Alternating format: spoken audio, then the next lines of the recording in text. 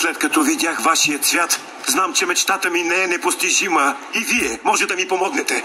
Знаеш ли, нашият свят не е толкова перфектен. Този, който държи чудотворецът и го използва за лошо.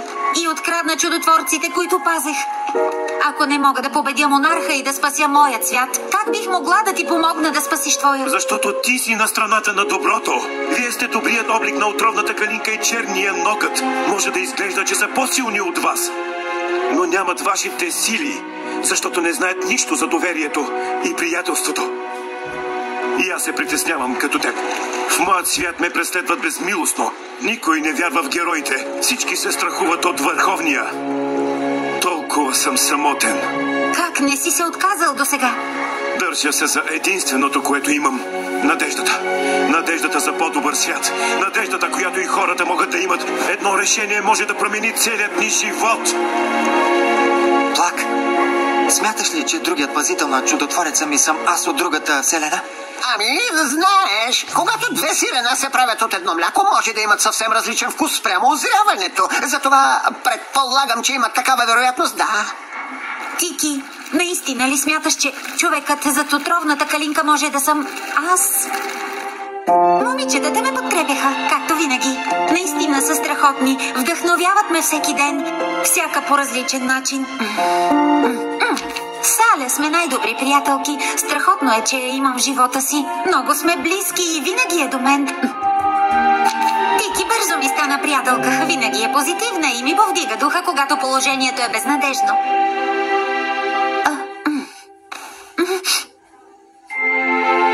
Първото, което ми хрумва, когато си помисля за мама, е, че е много спокойна и мила.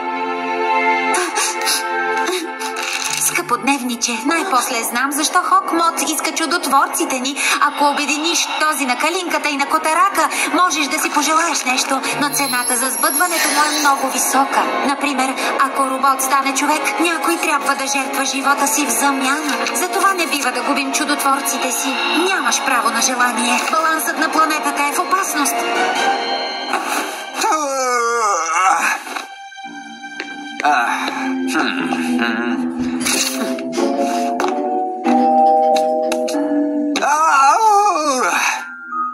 Късметлийски талисман.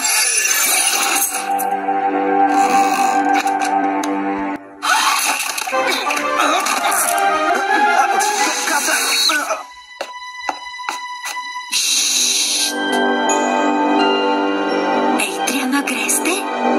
До вечера никога не е късно за добрини. Ще посрещнем един от най-влиятелните хора в целия Париж. Нашия кмет Андре Буржуа.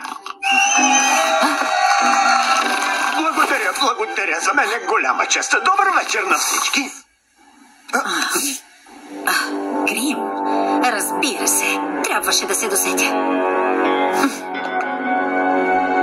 Прибери се.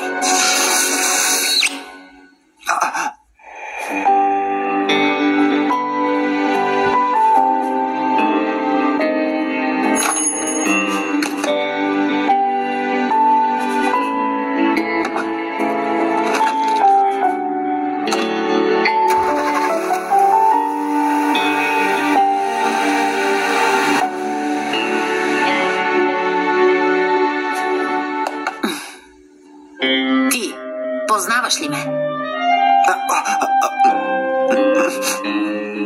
Няма значение. Тики. Плак. Разкрийте се! Защо да се боря за по-добър живот, като мога да го разменя с нечи от друга вселена?